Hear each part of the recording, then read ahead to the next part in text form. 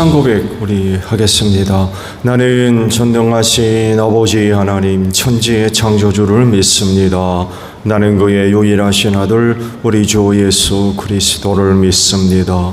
그는 성령으로 잉태되어 동정녀 마리아에게서 나시고 본디오 빌라도에게 고난을 받아 십자가에 못 박혀 죽으시고 장사된 지 사흘 만에 죽은 자 가운데서 다시 살아나셨으며 하늘에 오르시어 전능하신 아버지 하나님 우편에 앉아 계시다가 거기로부터 살아있는 자와 죽은 자를 심판하러 오십니다. 나는 성령을 믿으며 거룩한 공교회와 성도의 교제와 죄를 용서받는 것과 몸의 부활과 영생을 믿습니다. 아멘. 찬송가 208장 부르시죠.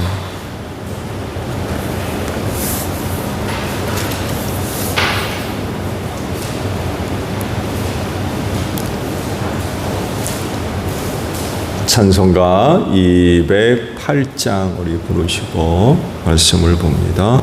내 주의 나라와 주 계신 성전과 피 흘려 사신 교회를 늘 사랑합니다. 내 주의 교회는 천성과 같아서 눈동자같이 아끼사 늘 보호하시네. 이 교회 위하여 눈물과 기도로 내 생명 다하기까지 늘 봉사합니다. 성도의 교제와 교회의 위로와 구주와 맺은 언약을 늘 기뻐합니다. 하늘의 영광과 베푸신 은혜가 진리와 함께 영원히 시원해 넘치네. 아멘.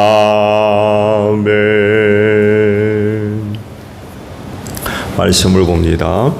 열왕기하 16장의 말씀이에요.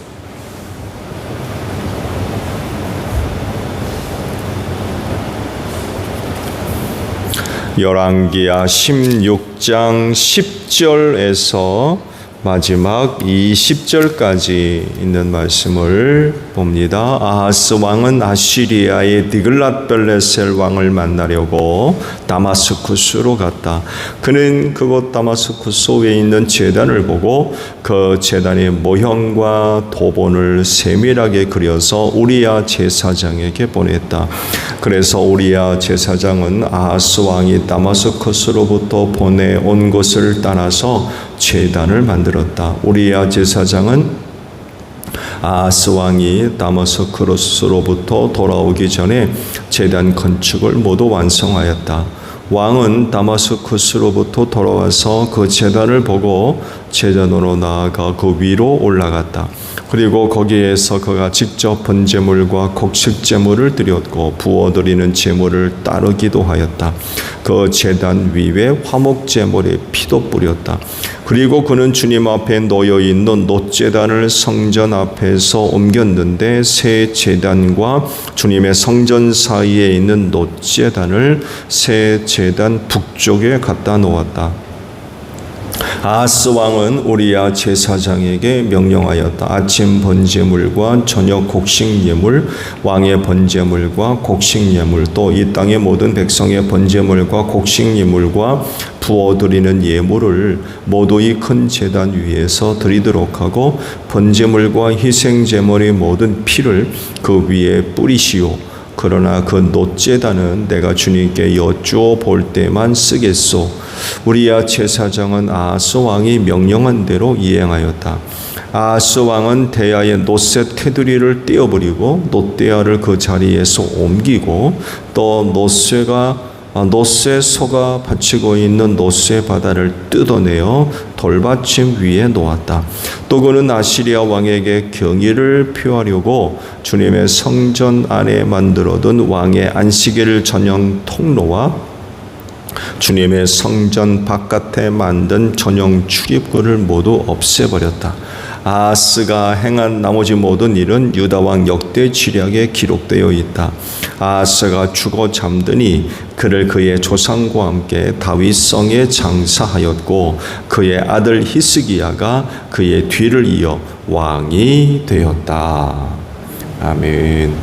오늘은요 10절에 있는 말씀을 함께 보려고 합니다. 그는 그곳 다마스쿠스에 있는 제단을 보고 그 제단의 모형과 도번을 세밀하게 그려서 우리야 제사장에게 보냈다라는 말씀입니다.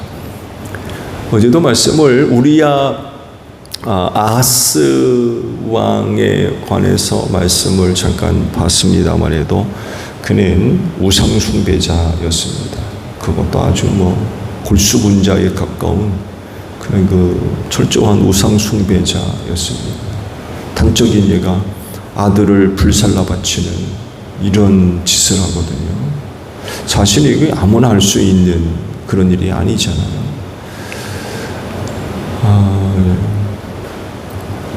자식을 불살라 바칠 정도로 아주 우상 숭배에 깊숙이 빠져 있는 그런 사람이었습니다. 남유다의 왕이라고 하면 그의 선왕인 다윗의 그런 그 모습을 본받는 그런 그 모습들이 있어야 되는데 그는 그러지를 않았습니다. 오히려 북이스라엘의 타락한 왕들을 닮아갔습니다. 그들을 쫓아갔다는 사실이죠. 그래서 남유다 왕국에 있어서 가장 부패하고 타락한 왕이라고 해도 과장되지 않을 정도로 아주 신앙적으로나 영적으로나 깊이 타락한 그런 사람이었습니다. 당연히 우상 숭배자가 되니까 야훼 하나님을 섬기는 일을 등한시 할 수밖에 없죠.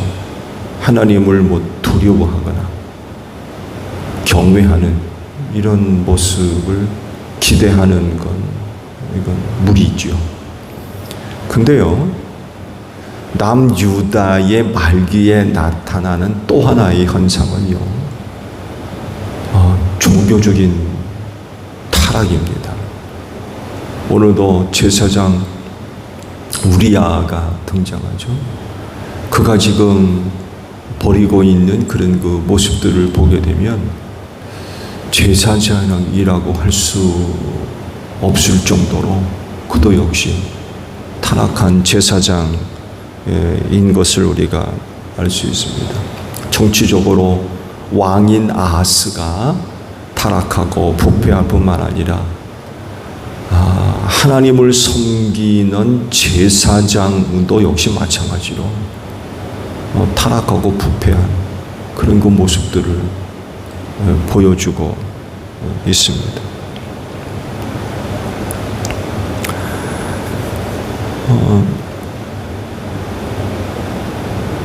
아하스가 그런 사람이었기 때문에 당연히 하나님과 관련된 모든 것에 대해서도 그것을 지키고 따르고 유지하고자 하는 마음이 있겠습니까? 없죠. 있을 수가 없어요. 그런 그 왕의 모습은 결국 말씀을 버리는 것이고 더 나아가서 그런 그 모습은 하나님을 모독하는 그런 그 행위로도 나타날 수밖에 없는 거죠. 하나님을 섬기지 않고 우상을 섬기는데 그가 그 하나님과 관련된 것들을 어떻게 대하겠습니까? 함부로 하는 거죠. 함부로. 오늘은 10절에 있는 말씀, 한 곳에 있는 말씀을 봤습니다만 해도 몇 군데 있는 그 말씀을 더 보게 되면 상상도 할 수 없는 짓을 그가 그렇게 합니다. 대표적인 것이 제단을 옮겨버리는 거죠.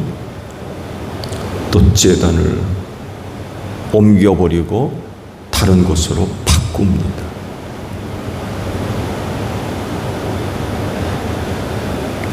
이방신을 섬기던 제단을 번떠 만들어서 그곳에다 갖다 놔요. 여러분, 놋제단이 누가 어떻게 만들어진 건지 아시죠? 모세가 하나님의 계시를 받아가지고 하나님께서 만들라 하신 대로 만들었던 겁니다. 그거 자기가 만들고 싶어가지고 이 모양으로 저 모양으로 만든 거 아니에요. 하나님께서 일러주시고 보여주신 대로 만든 겁니다. 하나님으로부터 온 거예요. 근데 이 왕이 무슨 짓을 하냐면 그렇게 하나님께서 만들라 한 놋제단을 다른 곳으로 옮겨버리고 이방신을 섬기던 제단을 번떠가지고 만들어서 그것을 거기다가 갖다 놔요.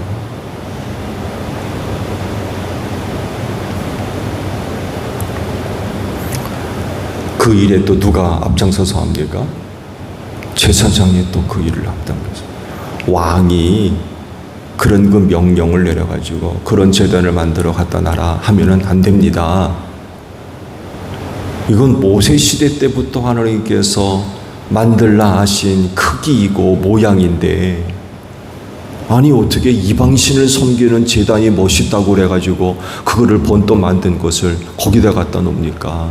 이래야 되는데 이 제사장이 왕과 짝짝꿍이 돼가지고 어처구니 없는 짓을 그렇게 벌이고 있었다는 거죠. 그만큼 남유다의 말기에 이르러서는 정치적으로 타락할 뿐만이 아니라 종교적으로도 그렇게 타락한 그런 그 모습을 보여주고 있었다는 것을 우리가 발견할 수가 있죠. 위치도 마음대로 갖다 놓고 또 성물에 손을 대가지고 망가뜨리고 하는 그런 그 모습들을 보여줍니다. 성전에 있는 성물들은 매우 거룩한 곳으로 다뤄졌지요. 그렇죠? 그거 아무나 손대는 게 아니었어요. 웃사 보세요. 법궤 옮기다가 넘어지는 법궤에 손을 댔다가 그 자리에서 죽었어요. 그 성전에 속해 있는 성물들은 다 거룩한 그런 것들이었기 때문에 사람 마음대로 할 수 있는 게 아니에요.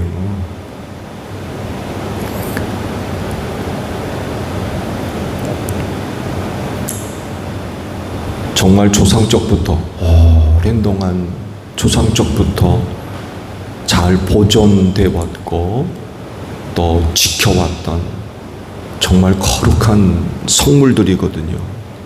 근데 아하스는 자기 마음대로 바꾸고 자기 마음대로 바꾸고 자기 마음대로 옮기고 심지어는 성물을 변형시키죠.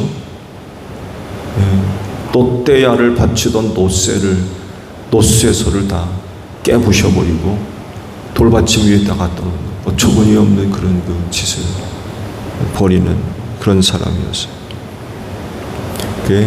상상도 할 수 없는 그런 일들이 아하스 시대에 벌어지고 있었던 거죠. 그만큼 깊이 타락한 그런 시대였다는 것입니다. 그가 이런 짓을 하는 이유는 당연하죠. 하나님을 섬기는 사람이 아니에요. 우상 섬기는 사람이었고요. 가나안의 타락한 원주민들과 같은 그런 그 생활을 하던 사람입니다. 또 이런 사람에게서 하나님을 섬기는 사람으로서의 정상적인 어떤 행동과 모습을 기대할 수가 없죠. 기대할 수가 없어요. 아하스가 성전에서 이런 짓을 했기 때문에 성전은 더 이상 제 역할을 감당할 수가 없게 된 거죠. 그렇죠? 하나님의 뜻에 의해서 만들어진 그 모든 것들이 그렇게 파괴당하고 옮겨지고 이방신에게 제사 드리던 것들을 본 떠가지고 제단 만들어서 갖다 놓고 그런 곳에서 어떻게 하나님께 제사 드립니까? 더 이상 성전이 성전으로서의 역할과 구실을 감당할 수가 없는, 또 그렇게 되니까 성전이 어떻게 되겠어요? 더럽혀지는 거죠. 세상에서 가장 거룩한 것 아닙니까? 성전이 그 당시 세상에서 가장 거룩한 곳이었어요. 근데 그렇게 돼버리니까 더 이상 성전이 성전으로서의 역할을 감당할 수가 없는 거죠. 그런 곳에서 헛 제사를 드린다 한들 하나님이 그거 받으시겠습니까? 더럽혀진 것들을 어떻게 받으세요? 받지를 않으시죠. 거룩한 곳이었기 때문에 지극히 지정된, 명령된 그런 사람들에 의해서만 제한적으로 만질 수 있었고 관리가 되는데 출입이 가능하고, 근데 성전이 그렇게 돼버리니까 이거 거룩한 성전이 짓밟힌 거죠.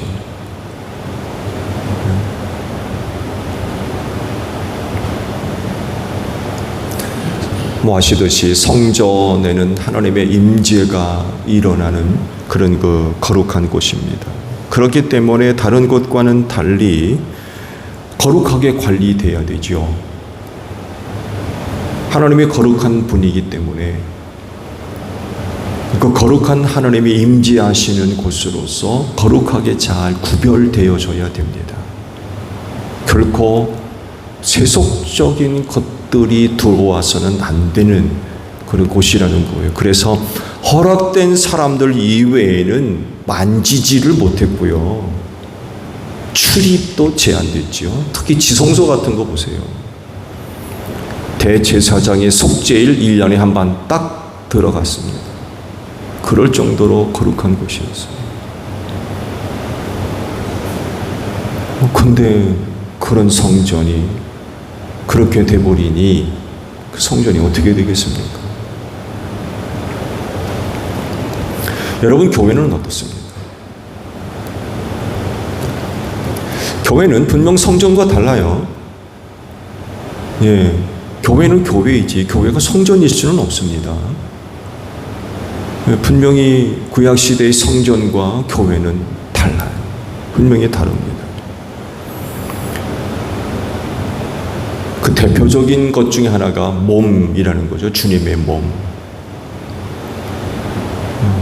교회는 건물 이상의 그런 그 영적인 의미가 포함되어 있는데, 그건 바로 주님의 몸이라고 하는 것입니다. 건물과 어떤 지정된 장소를 넘어서 교회는 그런 그 신비한 의미를 담고 있는 것입니다. 주님의 몸으로서 교회라는 것입니다.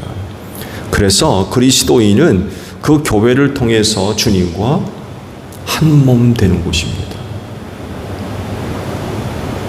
교회의 머리는 누구라 했습니까? 예수님이라고 했어요. 우리는 그 교회의 각지체고요. 그래서 그리스도인은 교회를 통해서 주님과 한 몸이 이루어지는 곳입니다. 그리고 또 다른 성도들과도 교회를 통해서 한 몸을 이루는 곳입니다. 구약 성전은 이런 의미가 없어요.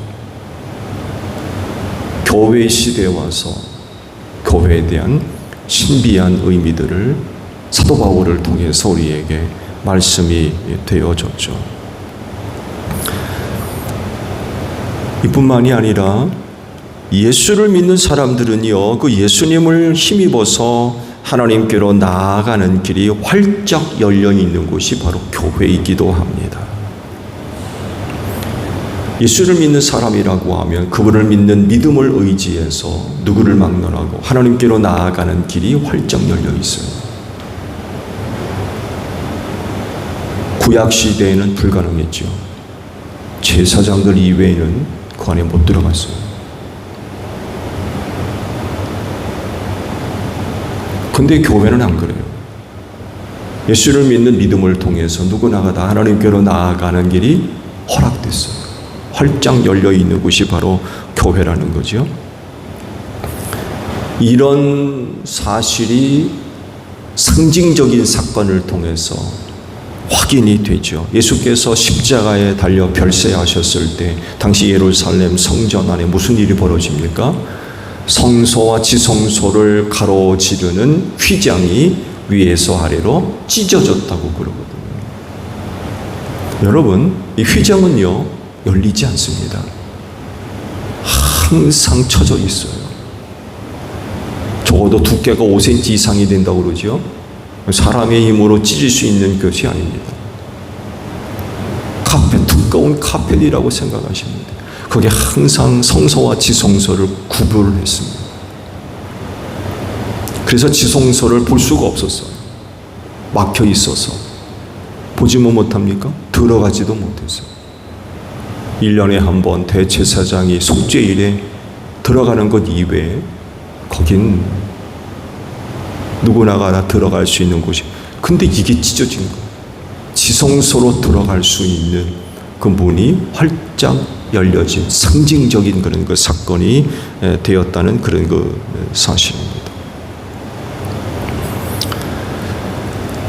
교회는 주님의 몸이기 때문에 소중하게 여기셔야 되겠죠. 예수를 믿는 사람들이 하나님을 예배하기 위해서 교회로 나오는데 그 교회가 바로 예수의 몸이라는 것입니다. 그리스도인들이 주로 모신 그 예수의 몸. 그렇기 때문에 주님의 몸인 교회를 소중하게 여겨야 되겠죠. 아낄 수 있어야 됩니다.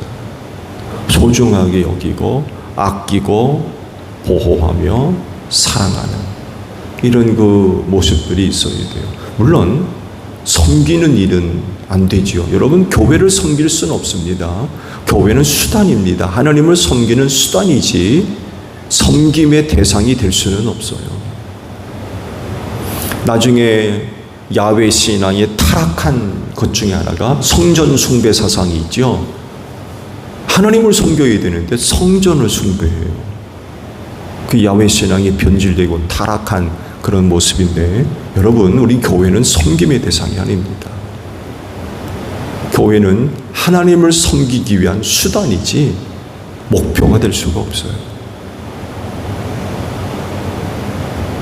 단 주님의 몸이기 때문에 소중하게 여기고 또 아끼며 관리하고 보존하고 사랑하는 그런 그 모습들이 있어야 된다는 거죠. 더욱더 그럴 수밖에 없는 이유는 사망 권세가 이길 수 없는 유일한 곳이거든요. 내 영혼이 사는, 내 영혼이 구원받는 데 있어서 이 교회는 유일한 곳입니다. 소중한 곳이에요.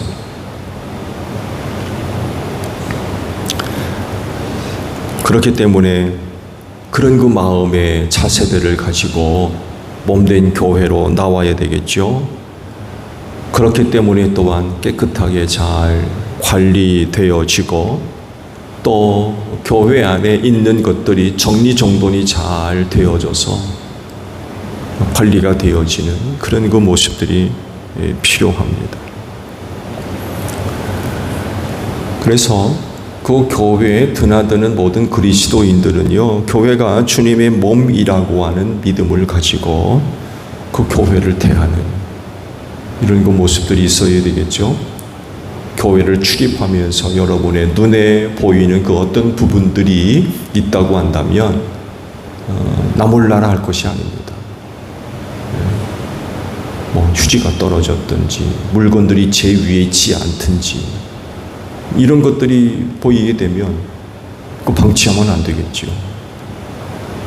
내 영혼이 사는 곳이고 주님의 몸인 교회이기 때문에 그거 나 몰라라 하면 안 되죠. 그렇게 할 수 없습니다. 교회를 잘 돌봐야 됩니다. 또 예수를 믿는 믿음을 갖고 있는 사람이라고 한다면 그 교회를 잘 돌볼 수 있습니다. 결코 나 몰라라 하지 않습니다. 내가 믿는 예수, 그 교회가 그 예수의 몸 한다면 그 나 몰라라 할 수 있습니까? 그럴 수가 없는 거죠. 그럴진데 주님의 몸인 교회를 가까이 하는 여러분들이 되시기를 바랍니다. 또 믿음을 가지고 주님의 몸인 교회를 잘 살피시기를 바랍니다. 사망 권세가 이기지 못할 곳으로서 교회는 유일한 곳입니다. 그렇진데 무슨 일이 있어도 교회 바깥으로 나가지 말고 무슨 일이 있어도 주님의 몸인 교회를 찾으며 은혜를 구하는 그런 그 모습들이 있어야 되겠죠. 오늘 말씀 본 것과 같이 그런 식으로 대해서는 그 은혜 받겠습니까? 그 하나님께서 주시는 은혜를 받을 수가 있겠어요? 받을 수 없죠. 오늘도 교회에 오셨는데 이 교회를 통하여서 또 아버지께서 주시는 은혜로 충만한 여러분들이 되시기를 바랍니다. 주기도문 합니다. 하늘에 계신 우리 아버지, 아버지의 이름을 거룩하게 하시며 아버지의 나라가 오게 하시며 아버지의 뜻이 하늘에서와 같이 땅에서도 이루어지게 하소서. 오늘 우리에게 일용할 양식을 주시고 우리가 우리에게 잘못한 사람을 용서하여 준 것 같이 우리 죄를 용서하여 주시고 우리를 시험에 빠지지 않게 하시고 악에서 구하소서. 나라와 권능과 영광이 영원히 아버지의 것입니다. 아멘. 기도하겠습니다.